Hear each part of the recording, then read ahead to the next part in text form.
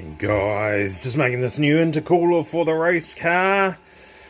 Making the intake from the cooler to the throttle. I thought I'd just give it a test and see how efficient that's working.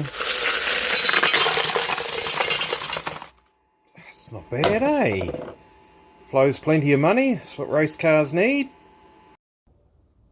Welcome back to the lab. Right, so we're fixing up the splitter that got altered unintentionally at Pukekohe. So I've gone through the basics. You guys have seen that video on how to make a splitter. I've done the same thing again. Let's swap the camera around and have a look at the car, what I've done. So excuse these two panels, they're just there to be out of the way.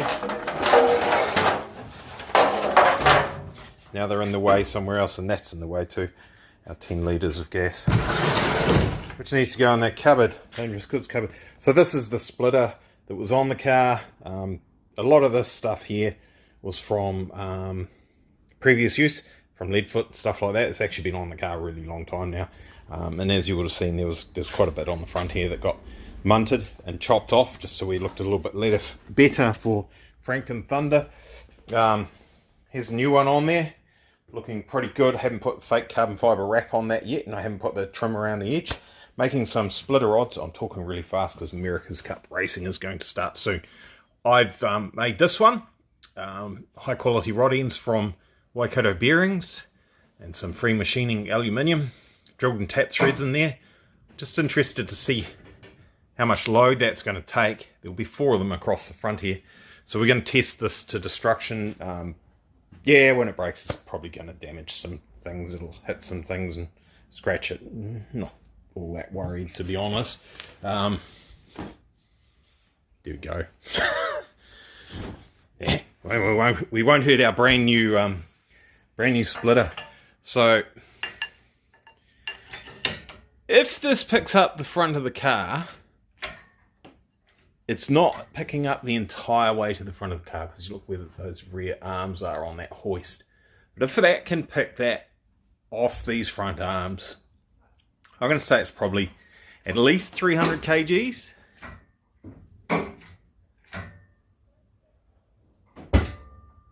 Bit of noise going on.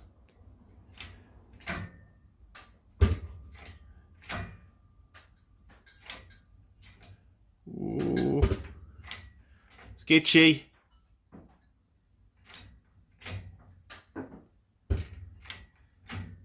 Are we leaking? Is our ram leaking and it's not actually? You're getting quite carried away now. All right.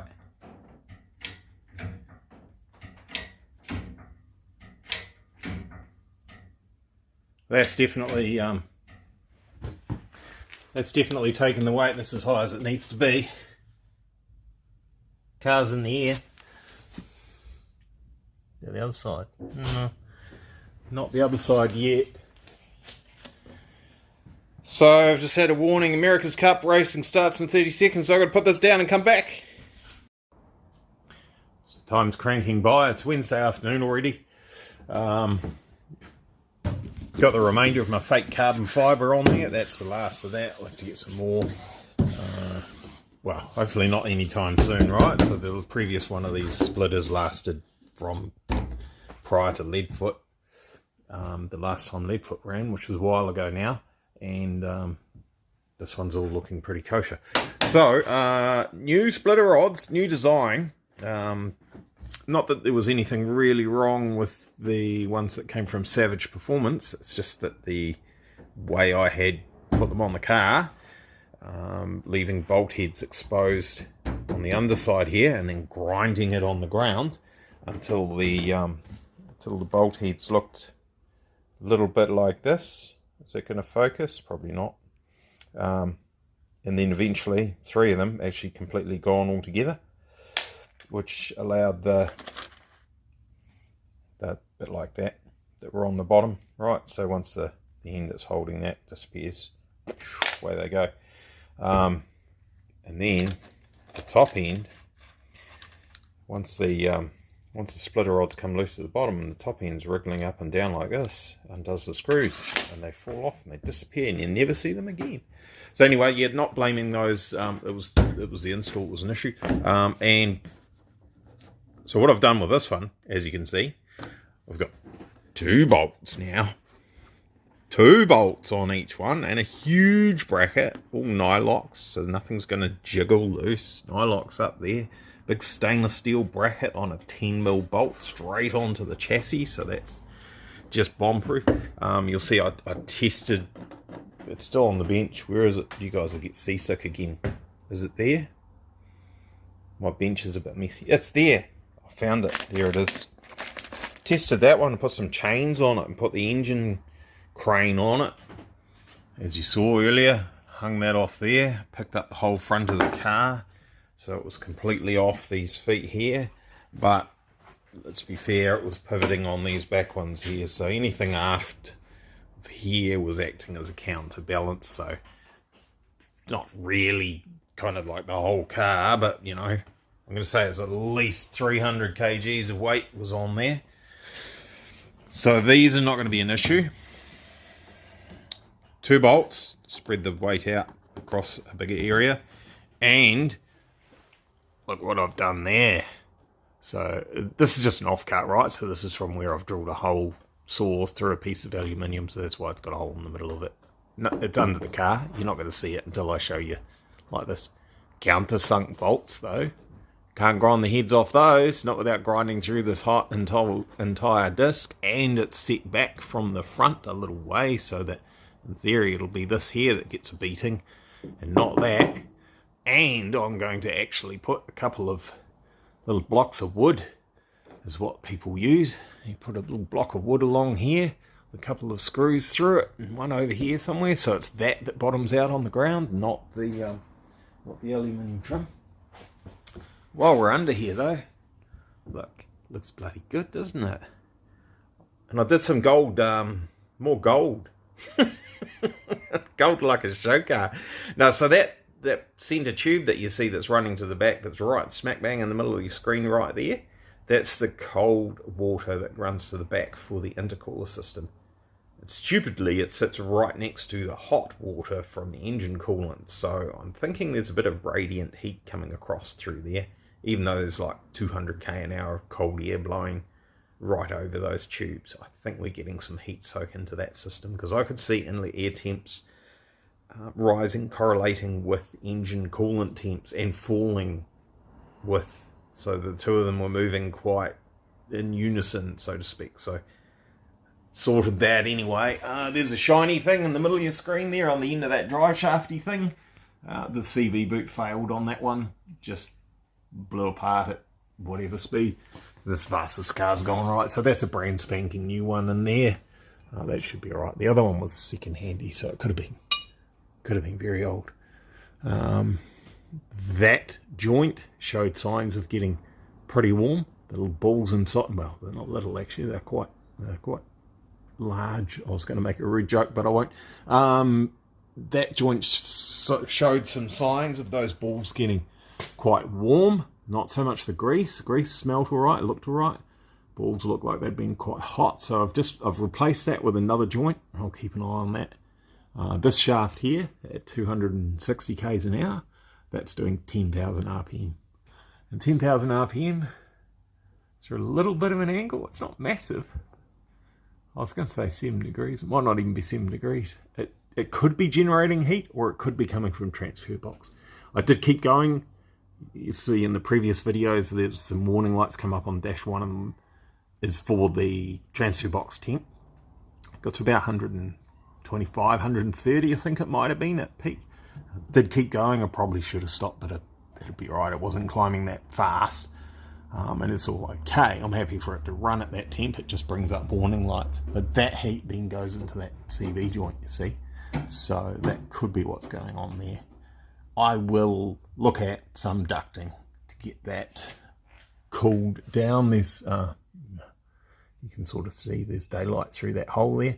There's a big path we can get some 3-inch scat hosing through there to the to the front of the car. Let's have a look where I can put that. I've had one there before, right there, duct here, high pressure air, blast that and cool that down.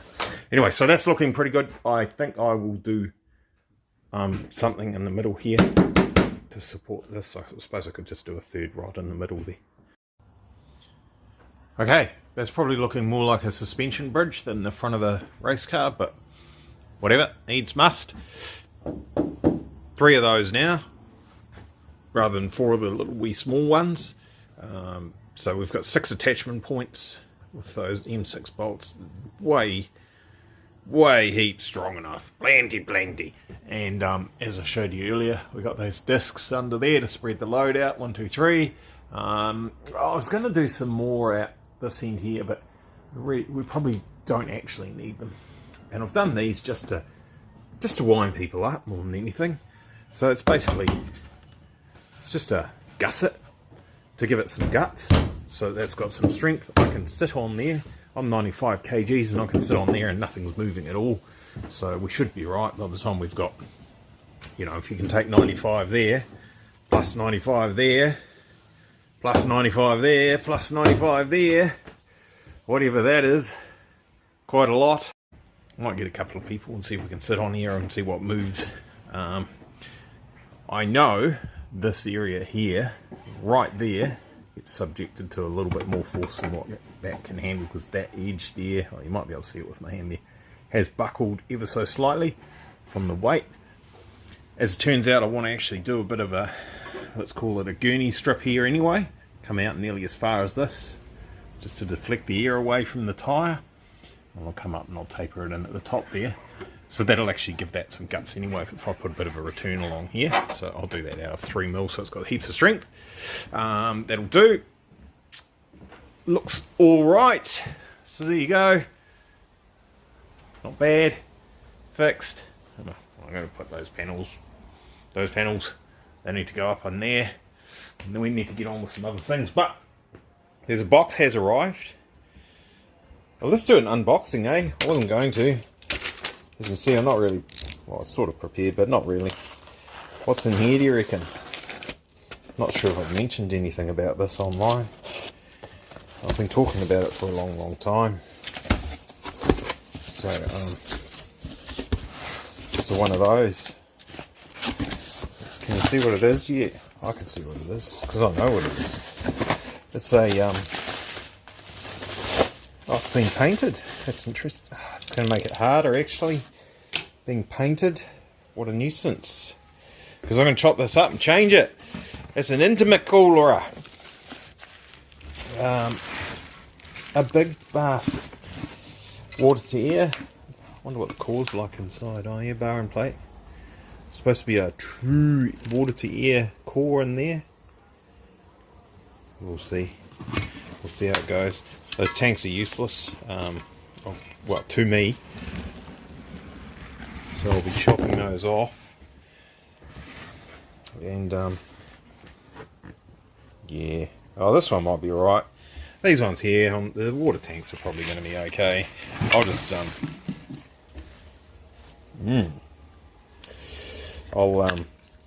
I'm thinking the same thing. Weld a couple of fittings on here rather than use the thread. Yeah, sorry about flickering there. The lighting's causing issues for us, isn't it? I'll move my position, it might be better. Didn't expect it to be painted. Never mind, that's what they've done to make their welding look prettier. This tank's got to come off. It's got to be replaced with the same as what's on the bottom of the one that's on the car now. So we need a 2.5 inch on each side rather than the, whatever that is. Is it 3.5, do you think? I can't even remember. It's 3.5. So yeah, she's pretty heavy. I'll see how much chopping I feel like doing. I might chop all the tanks off and start from scratch. Just start with the core and go from there. That's better. Anyway, yep, whoops. Angle grinder introduced to brand new intercooler. Quite a bit of weight in that. Those, oh, actually, that one's, she's a beauty. That one's really heavy compared to that. They're completely wrong shape anyway for what we're doing. So ditching those for some hand fabricated ones that I'll do shortly. That's good. So that's actually still almost impossible to pick up by hand. That's a very seriously heavy chunk of aluminium. These end tanks are probably not much chop for what I'm doing. I don't want to run double pass like that. You get issues going on, stuff and things. No need for me to explain. I reckon that's going to be a freaking heavy chunk of aluminium as well. So we'll ditch that. I'll make one that's got more room, but more room for water to flow and do its things. Same on this end as well. We'll just make it single pass like we have at the moment. We'll have in at the bottom corner, whichever one it is, and we'll have out at the opposite top corner. Nice even flow. She's a big unit, but anyway, it'll fit. I checked, it'll fit. So let's keep going. Yeah, basically destroyed it. So cut off all the tanks. Haven't finished yet. Little bit of debauchery to sort out. Too much penetration on the welding. When they've welded their tanks on, it's encroached into our surface area here with our core. I guess you just call it a core, won't you? It's still really, really heavy, this thing. I've got to cut off a lot more on this whole side here to get back to the original face that I want to start with. Just, it's not the prettiest thing in the world. Would have been nice just to start with a brand new core, but they're actually really quite hard to get hold of in New Zealand, but expensive, but time consuming. You can see this is the distance we should have. That's what we've got, because old mate with his TIG has got too carried away with penetration. Have to look at seeing if I can sort that out without ruining it. Not overly concerned about it. I had a bit of a play on this side and had pretty good results. A little bit more. We'll probably get it sorted. I had a look at getting it in the milling machine. Obviously not tall enough. But I've got a couple of other techniques I might use. I did some maths. So height of those minus the fins in between, tubes in between. Width minus a little bit for all the cooling matrix. Let's call it a matrix because it sounds cool. About that, 16,200 square millimeters. 3-inch pipe into the old throttle is 4,536 square millimeters. So in theory, this isn't going to be any significant restriction as far as the surface area. As far as the air flowing through all those fins, I reckon there's only a pressure drop of like 0.2 psi or something on this. I reckon they're really good. I don't reckon they're all that good. Look, they're Chinese, so you get lots of this sort of stuff going on. And these fittings here, take a look at how far they poke through there. So you imagine that hard against, it goes on this other face, right? Imagine that against there, and there's actually not a lot of room for the water to disperse correctly through the cores. So I'll call it cores because there's kind of two, but kind of not really. Core, it's got a separator, but that's not going to bother us. So anyway, I've taken something that's a bit cheap and nasty, and I'm going to make it a bit better, but it's still not going to be as good as what we could potentially have if we blew, I don't know what it is, $1,800 for a core from PWR, but we'll do what we can do with this and see how it goes. It's time to go inside, finish my drink, and have din-dins. Catch you later. Bye-bye.